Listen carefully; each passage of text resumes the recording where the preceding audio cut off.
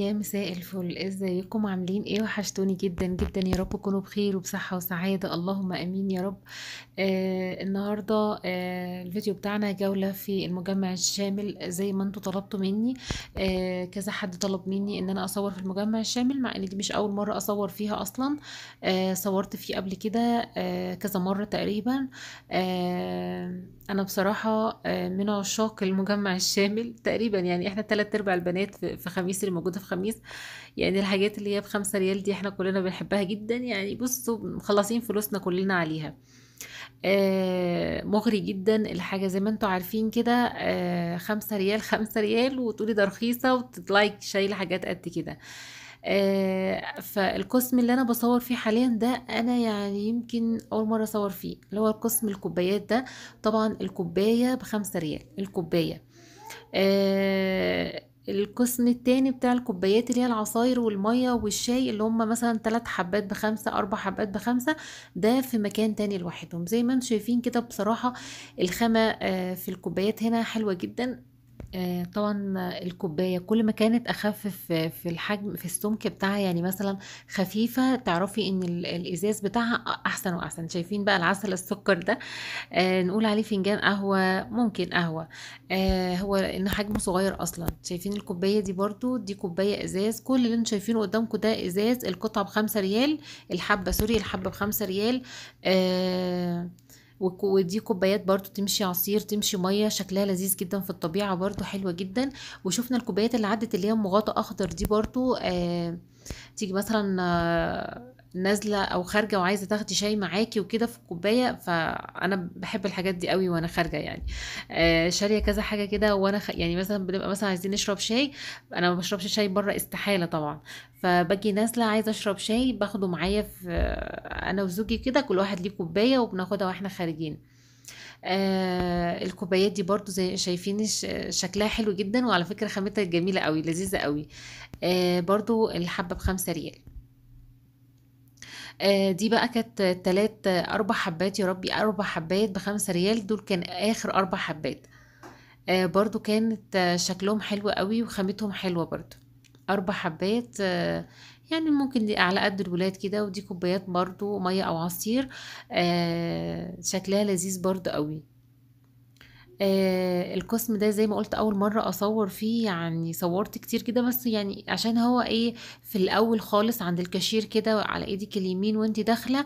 فما كنتش بدخله كتير يعني بصراحة. لان كان هناك جنبي برضو قسم العطور والبخور والحاجات دي، وانا بصراحة ما بشتريش الحاجات دي من مجمع الشامل. فما كنتش بدخل في الركن ده ابدا. فالمرة دي قلت بقى لا، انا هدخل كده اصور ابتدي بيه، لان بيبقى فيها حاجات كده ايه، بعض حاجة كده الاقيها تعجبني. شايفين بقى المجات والكوبايات، وبصوا حاجات تحفة حلوة جدا. يعني ممكن انت مثلا تشتري. شايفين الكوبايات دي برضو شكلها حلو قوي بالستاند بتاعها تحت كده او بالطبق بتاعها. خامتها حلوة جدا، خفيفة طبعا خفيفة، وكل ما كانت الكوباية اخف كل ما كانت احسن في الخامة بتاعتها وكده. الكوباية ب5 ريال. فعايزة اقولك ممكن تقدري ان انت تجمعي طقم. وتعملي طقم، يعني تجمعي كذا كوباية، مثلا 6 كوبايات مثلا، وتعملي طقم.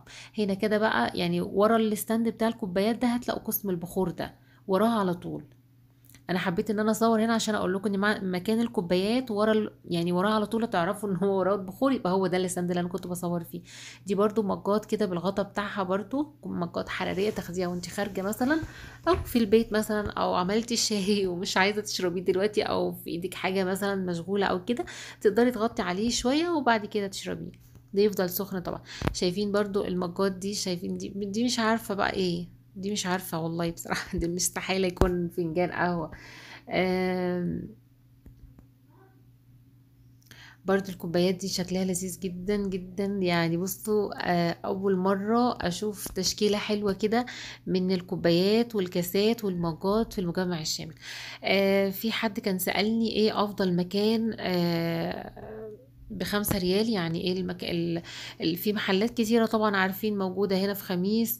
المستهلك وعالم التوفير والباسم والمجمع الشامل اللي انا مصوره فيه ده، وفي قسم تاني مجمع الشامل في الغربي بس صغير شويه. آم، والاهرام. بص كل حاجات كتيره جدا ب5 ريال. بس انا اكتر حد بدخله وبحب اشتري منه وبحب بص براحه نفسيه كده وانا جواه هو المجمع الشامل بصراحه، اللي هو في الخلديه. ده المحل الوحيد اللي انا بحب اشتري منه، او يعني ب5 ريال احسن حاجه. الباسم زحمة ومكركب كده وما حبيتوش. يعني انا ما بدخلوش، يعني بصوا دخلته كذا مرة كده لا يعني بحس كده بكركبة، بحس كده ان لا مش مبسوطة فيه وانا جوه خالص. الكوبايتين اللي انا بشاور لكم عليهم دولت ب5 ريال. شفتوا بقى التشكيلة اللي فاتت دي وانا بتكلم كده، انا بتكلم وانتوا ركزوا في اللي انا مصوراه. ده صابون. انا ما كنتش برضو بصور الحاجات دي، بس في حد برضو طلب مني، ما اقدرش ازعلكم طبعا، ان انا اصور المنظفات والحاجات اللي موجوده في المجمع الشامل، وايه افضل مكان ان احنا نتسوق منه ب5 ريال. زي ما قلت هو المجمع الشامل بصراحه تحفه جدا. يليه عالم التوفير، ده لسه فاتح قريب جدا. برضو هو دورين ما شاء الله ما شاء الله، في حاجات حلوه جدا، في حاجات اغلى من 5، في حاجات ب11، في حاجات ب22، في دور تاني بقى خاص لعب الأطفال، وخاص كمان حاجة المدارس. كل حاجة تخص المدارس، كل حاجة من الأستيكة والبراية زي ما بيقولوا لحد اللانش بوكس والدفاتر وكل حاجة والألوان والصلصال والزمزميات، كل حاجة كل حاجة موجودة في عالم التوفير. كبير جدا ضخم جدا في كل حاجة ما شاء الله. يعني هو دخل في مقارنة معايا معنايا كده ان هو يا مجمع الشامل يا عالم التوفير. بصراحة هما الاتنين دلوقتي نمبر 1 على مستوى خميس. بس كده زي ما انتم شايفين اللي عدى ده كله صابون ومنظفات وحاجات كده.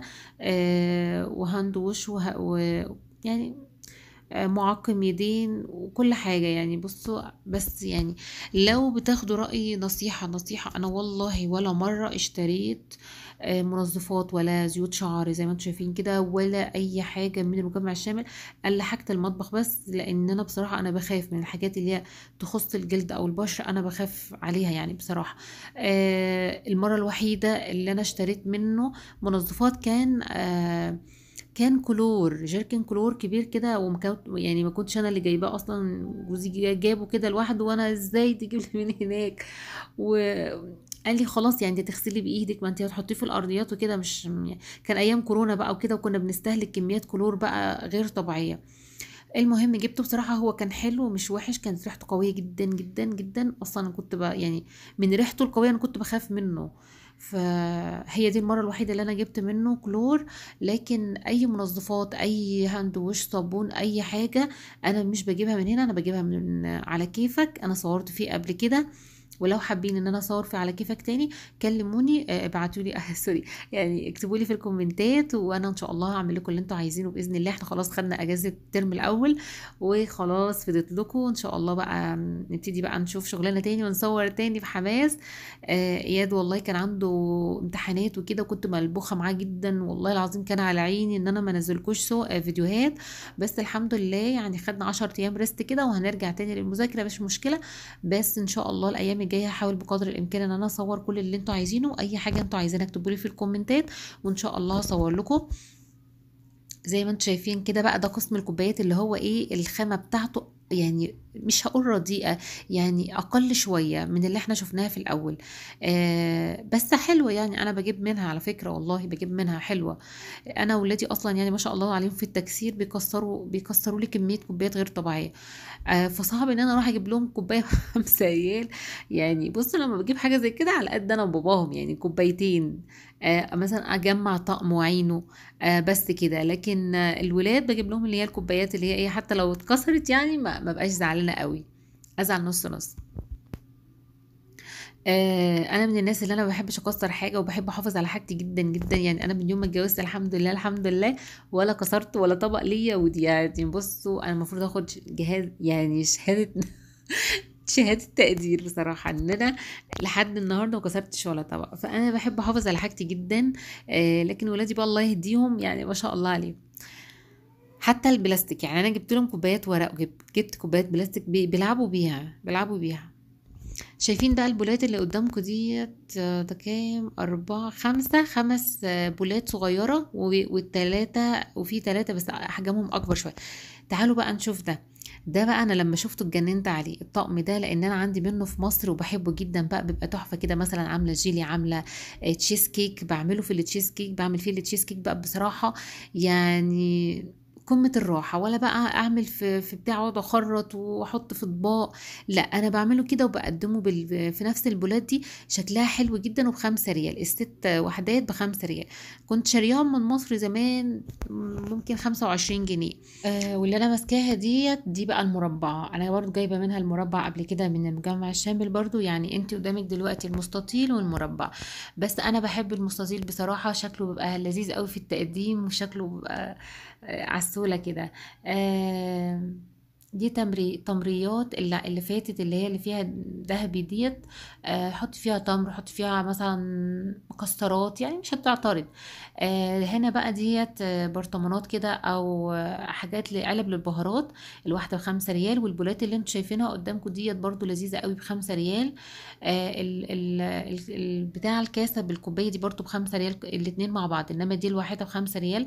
شكلهم لذيذ قوي، حلوين شكلهم حلو قوي، وخامتهم حلوه كمان. ده برضو طبق بايركس ازاز، برضو شكله حلو ولذيذ بخمسة ريال، القطعه بخمسة ريال.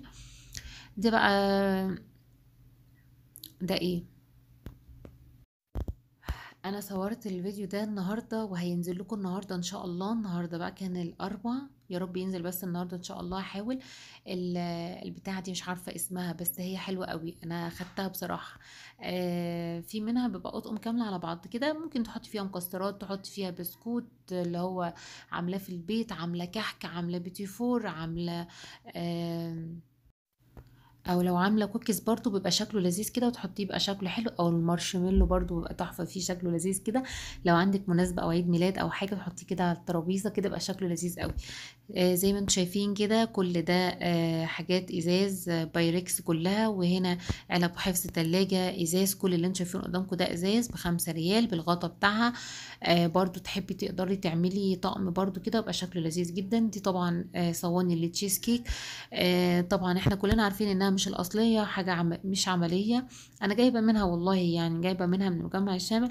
بس اللي هو انا عشان اعمل فيها بحط ورق زبده وكده، علشان بخاف يعني وكده انها مش اصليه وكده. دي قبات التارت او الميني تارت، ده الميني تارت. وهنا علب للهدايا. آه، دي طبعا كوبايات استانلس وصاج كده وحاجات. هنا برضو ديت معالق، معالق معيارية، معلش. حلوة برضو لذيذة، جايبة منها انا قبل كده. دي بقى مش عارفة دي لبانة دي ولا ايه ولا ديكور ولا ايه، مش عارفة. دي كوبايات استانلس، لونها نحاسي كده برضو. آه ودي طبعا مصافي بلاستيك، مصافي استانلس. آه ودي برضو حاجات كده للخضار او كده، مصافي برضو بلاستيك وكده. عايزه اقول لكم ان البنات اللي هي جايه جديد لسه خميس وكده، اكتبوا لي انتوا عايزين ايه في الكومنتات، وان شاء الله اعمله لكم. على فكره كمان الدور التاني في ملابس، في ملابس كتير، في حاجات برضو اسعارها معقوله حلوه.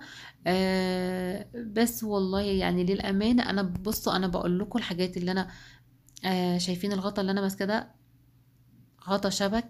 وفي دي شيالة كده، اللي هي الأصفر منها، في منها أصفر وفي منها أبيض. دي بس مش دي مصفى. اللي فاتت دي شيالة، ممكن تحط فيها كحك، تحط فيها حاجة. ده برضو مصفى. كنت بقول لكم شايفين بقى البتاعة الخضراء والحمراء دي، فاكرينها بتاعت زمان، كانت عند مامتنا كلنا يعني، بتهيألي زمان كده كانت موجودة في كل بيت مصري البتاعة دي. عايزه اقول لكم انا يعني مش بقول لكم روحوا اشتروا من مجمع الشامل حاجته رخيصه، روحوا. انا عن نفسي يعني بدور على الخامه، يعني بلاقي الخامه حلوه بجيب. مش مهم ان سعرها قليل وخلاص، لا بشوف الخامه حتى لو في تخفيضات. لو المجمع الشامل نفسه فوق في حاجات حلوه، اسعارها حلوه، والخامه نفسها حلوه، عجبتني باخد، ما عجبتنيش مش باخد. مش انها رخيصه اخد منها وخلاص، لا طبعا.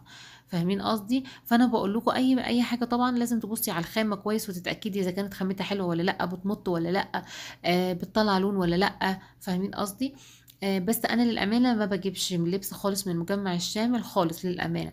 لكن انا المجمع الشامل اللي هو الدور الاول ادوات منزليه. عايزه اقول لكم كمان قسم الالعاب بتاع الاطفال اتنقل في الدور التاني للاسف. مش عارفه ليه، كان بيبقى تحت كده جنب الحاجات اللي انا بصورها لكم دلوقتي دي. بس نقلوه في الدور التاني وما شاء الله برضو في حاجات حلوه. كبروه كمان، يعني كبروا القسم بتاع الالعاب بتاع الاطفال. ده بكر سولوتيب وكده. هنا كده برضو الملاحات تشكيلة كتير ما شاء الله، يعني انت تختاري بقى اللي انت عايزاه طبعا. بس حاجات لذيذة برضو. طبعا انت بتختاري بقى على ذوقك. وهنا طبعا قسم الفخار. في البولات اللي انتوا شايفينها دي في حجم صغير اللي هو هنشوفه دلوقتي مع بعض. لأم علي، للمهلبية، رز بلبن اهو شيء. الأربعة، واحد، أربعة، ستة. 6 وحدات ب5 ريال. آه وفي هنا اللي هو بايد ده برضو شكله لذيذ قوي، وتقدري تدخليه الفرن وتطلعيه وتمسكي. ايوه انا مجرباه كتير، يعني انا الفخار اللي انا شغاله فيه اصلا عندي دلوقتي دوت من المجمع الشامل، وشغال حلو على فكره، ما تخافوش منه يعني. ده طلاق كده للعربيه، لو العربيه مسافره في رمله او صحراء وكده بيحافظ عليها. هنا ده مولع فحم. آه هنصور دلوقتي مع بعض قسم المنظفات زي ما طلبتوا مني ان شاء الله. ركزت عليه كمان. في حاجات كتيرة ما شاء الله. لا المجمع شامل المرة دي كان ما شاء الله في بضاعة حلوة جدا. في حاجات كتيرة يعني. بصوا انا رايحة الظهر اصلا، صورت الظهر على اساس ان الجو يبقى هادي واعرف اصور، لان انا رحت قبل كده اصور لكم كان زحمة جدا جدا جدا، وما كنتش عارفة اصور لان الناس كلها طالعة معايا في الفيديو. فما كنتش حابة كده، فرجعت بعد ما دخلت والله وبدأت اصور وكده. طلعت تاني قلت لا مش هصور، علشان محدش يتأذي او يطلع معايا في الكاميرا وانا مش حابه كده. فالمره دي قلت لا انا جاي هاجي بقى في وقت ما يكونش فيه ناس كتير ولا حاجه، على اساس ان انا اقدر اصور لكم. زي ما انتم شايفين ده قسم الرجاله، ملناش دعوه بيه. مفكات وبنس وحاجات كده احنا ملناش علاقه بيه. هنا بقى كده الحاجات اللي انا بحبها جدا، يعني العشق بالنسبه لي حاجه المطبخ. المسكات ديت ما انصحكوش بيها خالص، لان انا جبتها قبل كده من المجمع وساحت مني. يعني مجرد ما حطيتها على حاجه سخنه وبشيل بيها اتلسعت اولا وهي ساحت. ده اللي هو الحامل الاسبونشه بتاعه الحوض، تحطيه كده تركبيه في الحنفيه مثلا، وتحطي فيه الاسبونشه تنزل الميه اللي فيها. ايه كمان المسكات لا دي مش مسكات، دي مقشرة سمك، قشارة للسمك. ال3 وحدات ب5 ريال. هنا كده بقى قشرت البطاطس، وكمان تعملي منها شيبسي وتعملي وتبشري. هي مبشرة، وكمان تقطعي بيها الجزر بتاع المخلل اللي هو بيبقى مشنشر ده، وبتعمل اشكال حلوة قوي. ب5 ريال حلوة جدا. ده قالب المعمول. والحاجات اللي انتوا عارفينها اللي موجودة في كل اي مجمع من المجمعات اللي موجودة بتاعت 5 ريال، كلها موجودة فيه. ديت الحقنة بتاعت الديك الرومي مثلا، او بتاعت الشوي عموما. البتاعة اللي في ايدي دي ما انصحكوش بيها برضو، مش حلوة خالص، مش عملية ابدا، ما تجيبوهاش. آم، وقالب المعمول زي ما شفنا طبعا. في حاجات كتير ما شاء الله. لا المجمع الشمس صراحة انا كنت متكيفة منه قوي النهاردة. كان في حاجات كتير حلوة وحاجات جديدة، يعني بقالهم فترة كده ما كانش في حاجات جديدة كده شكلها شيك ولا حاجة. بس المرة دي انا رحت يعني بصراحة كانت في حاجات كتير حلوة. هنشوف لسه حاجات كتير مع بعض. ولو لسه مكملة معايا الفيديو اعملي لايك للفيديو واشتركي في القناة لو لسه ما اشتركتيش، وفعلي الجرس عشان يوصلكم كل جديد. البنات اللي بتكسل تعمل لايك لو سمحتوا من فضلكم يا بنات، يعني انا والله العظيم بأمانة انا بتعب في الفيديوهات دي جدا، وعايزاكم ان انتوا تقفوا جنبي وتشجعوني، والقناة تكبر بيكم، وتساعدوني، لان انا فعلا يعني هو مجهود بصراحة، مجهود ان انا اطلع واخرج واصور ومنتج وكل ده. فيعني انا مش بقول لكم، يعني طالما استفدتوا من الفيديو كده اتمنى ان انتوا تعملوا بس لايك. يعني انا مش محتاجة غير كده، لايك واحد بس وبس كده، وشكرا ليكي. آه ليه معالق زي مصافي كده برضو حلوة، مثلا طلعي من الشوربة مثلا او كده. آه ده طبعا قسم السيليكون والمعالق عموما. معالق الغرف بقى وكده، والسيليكون والتشكيلة كبيرة من المعالق زي ما انتم شايفين كده. بس انا بصراحة برضو يعني بخاف منهم خصوصا السيليكون. يعني انا السيليكون بحب اجيبه من المجمع، يا ربي اسمه ايه، من السيف جاليري بصراحة. ده طبعا اما دي بقى زي ما انتم شايفين كده ديت ملاحات في تشكيلة برضو حلوة جدا من الملاحات، هنشوفها مع بعض كلها. تشكيلة كبيرة ما شاء الله، في حاجات كتيرة حلوة قوي، طبعا كل واحد ليه ذوق. اما ده قسم الفخار، في كذا حجم منه، في اللي هو للحلويات اللي هو ام علي ورز بلبن مثلا، الحاجات اللي تدخل الفرن. بيبقى برضو يعني انا مجرباه على فكرة، ما تقلقوش، مجرباه كذا مرة وانا ما بستعملش اللي هو اصلا. وبيدخل الفرن وجميل. وفي كمان اللي هو بايد ده برضو شكله لذيذ جدا، وكمان تقدري تشيليه ما يقعش منك ولا حاجة. وفي كذا شكل زي ما انتم شايفين. ده بقى لطلاق السيارات، مثلا لو انتم مسافرين سفر طويل رايحين مكة مثلا وخايفين العربية تتجرح، الرش ده او البخ ده حلو جدا. ده مولع الفحم للمشاوي وكده او ايا كان. آه هنا برضو تشكيلة كده ستاندات كده او شيالات للاطباق او قطاعات يعني. وتقدمي عليها شاي على فكرة، تقدمي عليها مثلا سندوتشات او كده. مش هتعترض يعني، شغالة في كل حاجة. دي لو عندي بقى انا هشغلها مبخرة. هحط لها ورقة فول واشغلها مبخرة. انا بحب المباخر جدا، يعني انا بقى عندي كمية مباخر غير طبيعية، بحب اشتري مباخر كتير لان انا بحب البخور قوي. ديت مبشرة. مقشرة بقى تستعمليها ايا كان بقى. ده قسم الرجالة، احنا ملناش دعوة بيه، مفكات بنسات مش عارفة ايه، حاجات كده غريبة يعني، مش عارفة حاطينها في النص كده ليه اصلا. برضو دي تشكيلة حلوة برضو. حاجات المطبخ بقى الجميلة اللي احنا كلنا بنتجنن عليها، ده مستكات سيليكون. انا عن نفسي جبت منها قبل كده، بس للأسف ساحت يعني، لسه بحطها على الحلة وهي سخنة كده ساحت ولسعتني اصلا. فما انصحكوش بيها. انما ده بقى حامل الاسبونشة، تحطيه كده في الحنفية وبعد ما تخلصي غسيل تغسلي الاسبونشة بتاعت الاطباق وتحطيها في المصفى دي بقى تصفي المية اللي فيها. اما ده بقى ماسك، لا ده مش ماسك، ده مقشرة السمك. قشرات السمك 3 وحدات ب5 ريال. دي بقى هنقول عليها مبشرة وقطاعة، يعني تقشري وتقطعي وتبشري 3 في 1. دي بتعمل اشكال الجزر والخيار اللي هي بتبقى في المخلل المشنشر دي، برضو بتبقى شكلها لذيذة حلوة جدا على فكرة، ورخيصة يعني 5 ريال حلوة. آم، زي ما انتم شايفين بقى في تشكيلة كتير قدامنا، زي ما انتم شايفين ده قالب المعمول مع سيليكون. دي البتاعة اللي انا ماسكاها في ايدي البيضة دي تقريبا، بس مش دي الاولانية، دي زي نشابة كده تفردي بيها الرقاق او كده. والحقنة اللي عدت ديت ان احنا نتبل بيها الرومي. انما الماسك اللي في ايدي ده ما هوش عملي خالص، فما انصحكيش بيه بصراحة، مش عملي خالص خالص يعني. صعب ان انا اصور يعني قطعة قطعة، فانا يعني بحاول ان انا عايزة اصور لكم كل حاجة كل حاجة في المحل، مش عايزة اسيب ولا اي حاجة، علشان تبقوا طالعين من الفيديو عارفين انتوا عاجبكم ايه وهتشتروا ايه وهتروحوا المجمع تشتروا ايه بالظبط. ما تبقوش داخلين يعني. انا من الناس اللي لما كان يعجبني حاجة اعمل لها سكرين شوت، علشان لما بروح هناك بنسى. فكنت اعمل سكرين شوت اي مكان، مش المجمع الشامل بس، اي مكان. فكنت اروح هناك يعني خلاص اطلع السكرينات بتاعتي، وواحده واحد واحد واحد بص اخد اللي انا عايزاه كله. طبعا الولاعات ديت انا ما جربتهاش، انا جايباها من الشبلي بصراحه حلوه جدا، بحاجه و30 مش فاكره بكام. ده بقى مدق البفتيك، بس يعني حجمه صغير شويه بس لذيذ والله عجبني. شكله حلو ما يضرش، حلو.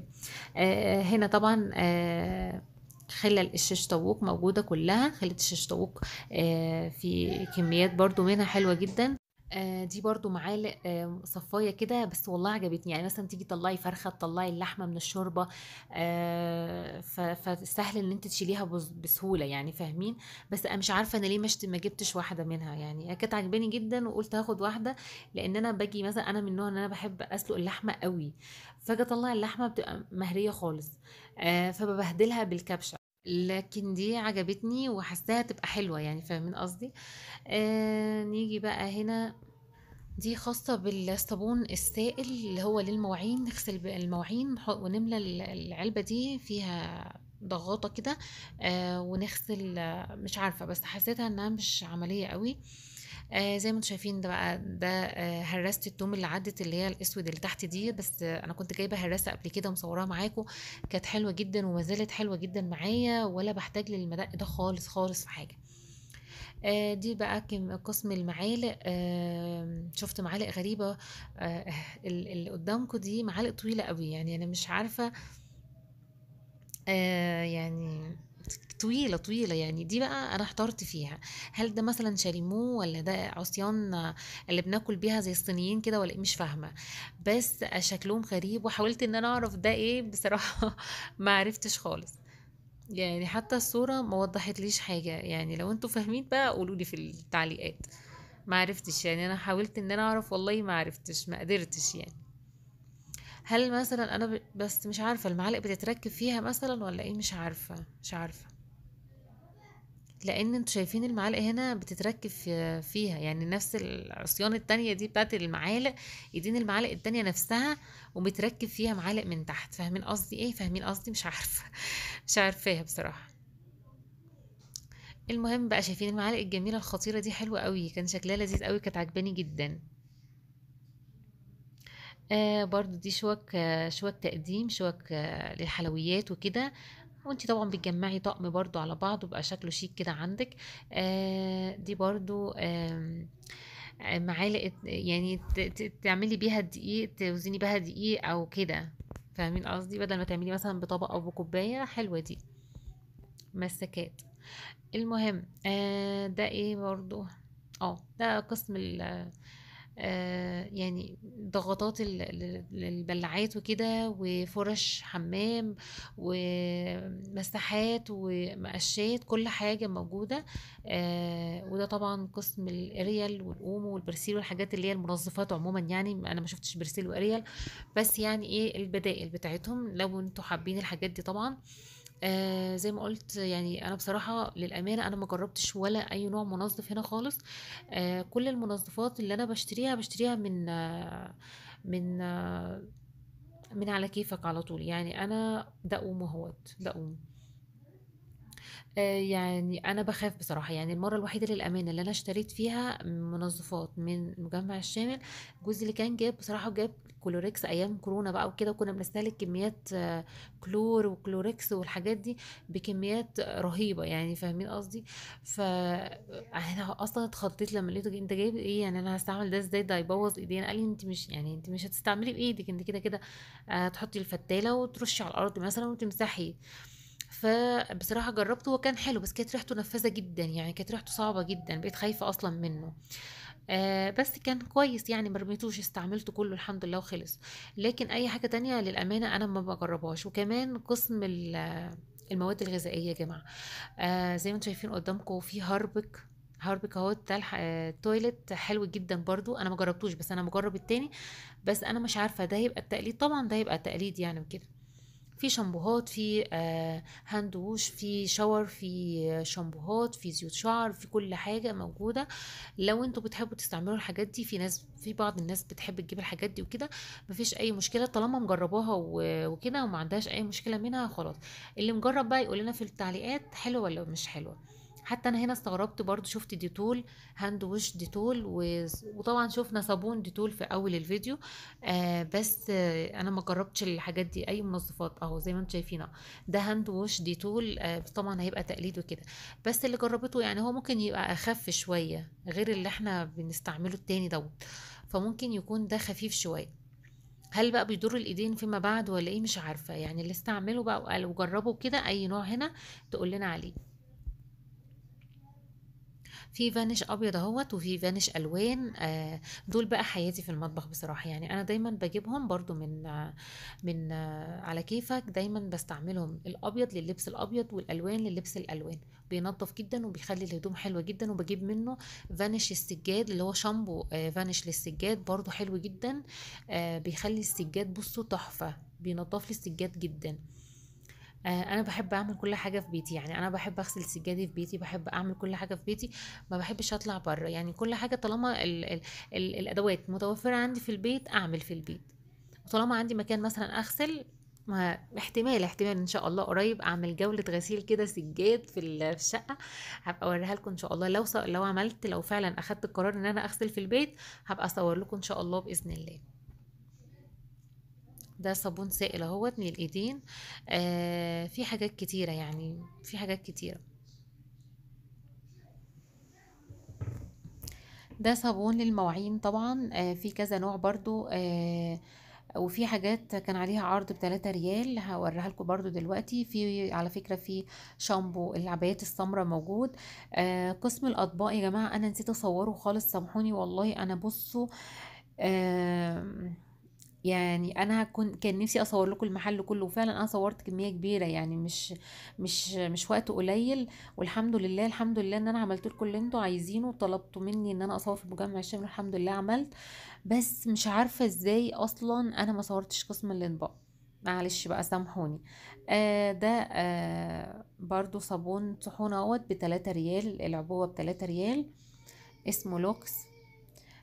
ده طبعا للمكوى، خاص بالمكوى. عارفين انتوا بقى اللي هي ايه، الليقات والاساور.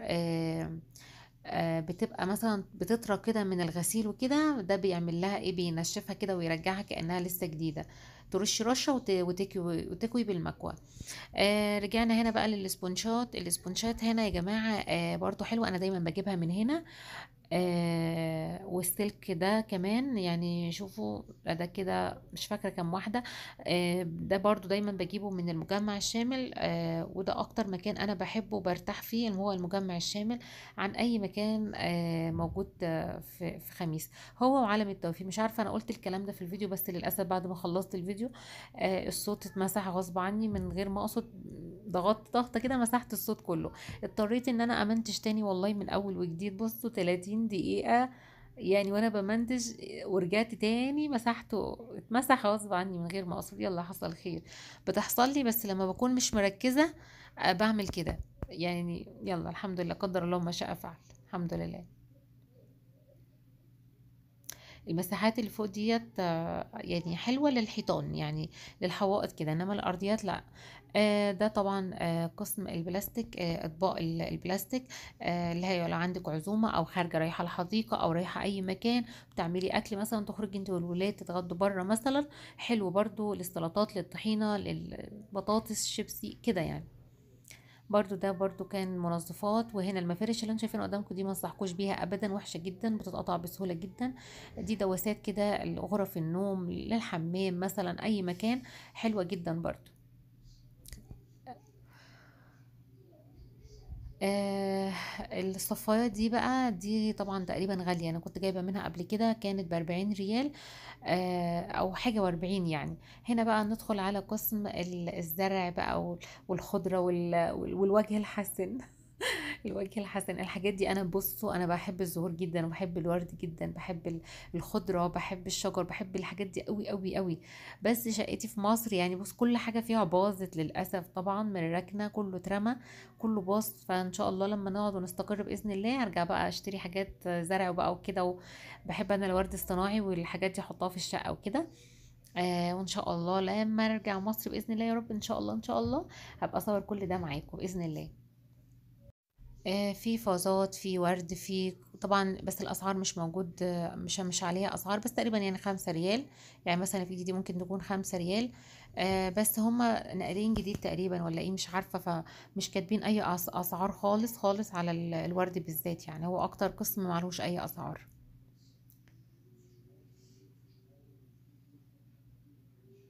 بس عارفه ان انا طولت عليكم، بس والله انا كل همي ان انا اصور لكم كل حاجه طالما رحت. لان في بنات مش بيبقى عندها عربيه انها تروح كل يوم او تشتري، او يعني عايزه تروح مره تجيب كل حاجه. فنصيحه بعد الفيديو ده تشوفوه، روحوا تاني يوم على طول. يعني الفيديو ممكن ينزل لكم النهارده اللي هو الاربع، لو ما نزلش النهارده هينزل الخميس، فروحوا على طول لان في حاجات حلوه موجوده. يعني هتروحي تجيبي كل حاجه وكل طلباتك، وفي صواني، في اطباق تقديم، في كل حاجه. فسامحوني ان انا نسيت اصور قسم الاطباق والله.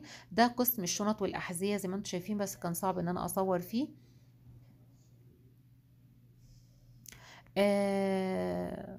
في بقى حاجات انتيكات كده وحاجات لذيذه، القسم اللي انا بعشقه الحاجات الجميله دي، التحف الفنيه دي، بحب الحاجات دي قوي. آه بس كده خلاص، وكده الفيديو بتاعنا لسه ما خلصش، لسه حاجه سنتوفه كده. خلاص الفيديو قرب ينتهي خلاص، دي دوسات كده وانا طالعه الدور التاني شفتها فقلت اصورها لكم. ده كده خلاص احنا طالعين الدور التاني، هنشوف بس السجاد، في سجاد كده كان عليه عروض اللي هي السجاد اللي هو الكفر، كفر السجاد، او بتحطي كده من غير تحتيه سجاده ولا حاجه، حلو جدا بنفرشه في الصيف، او احنا رايحين الحديقه بتبقى معانا السجاده كده بنقعد عليها. فانا كنت محتاجه واحده لان بتاعتنا كانت باظت، فكنت محتاجه واحده، فطلعت كده. اللي انتم شايفينه على اليمين ده دي اللي هي سجاده كرسي، اللي هو تصلي وبعدين تقلبيها كرسي. دي بقى السجاد اللي انتم شايفينه قدامكم ده يعني يتراوح سعره ما حاجة و70، حاجة و80، حاجة و90، 100. وهو في سجاد كمان نازل من 100 ل100، لأقل من 100 لحاجة و80 يعني. ففي عروض عليه لو انتم محتاجين حاجات من دي بقى. فده كان آخر حاجة معانا في الفيديو. ما صورتش بقى اللبس ولا حاجة، كان صعب جدا.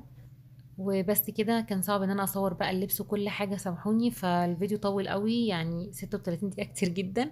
اتمنى يا رب يكون الفيديو عجبكم، ما تنسونيش بقى من اللايك والاشتراك في القناه، واكتبوا لي عايزين اصور فين المره الجايه، وان شاء الله ان شاء الله باذن الله اعمل لكم اللي انتوا عايزينه. اترككم في رعايه الله، والسلام عليكم ورحمه الله وبركاته.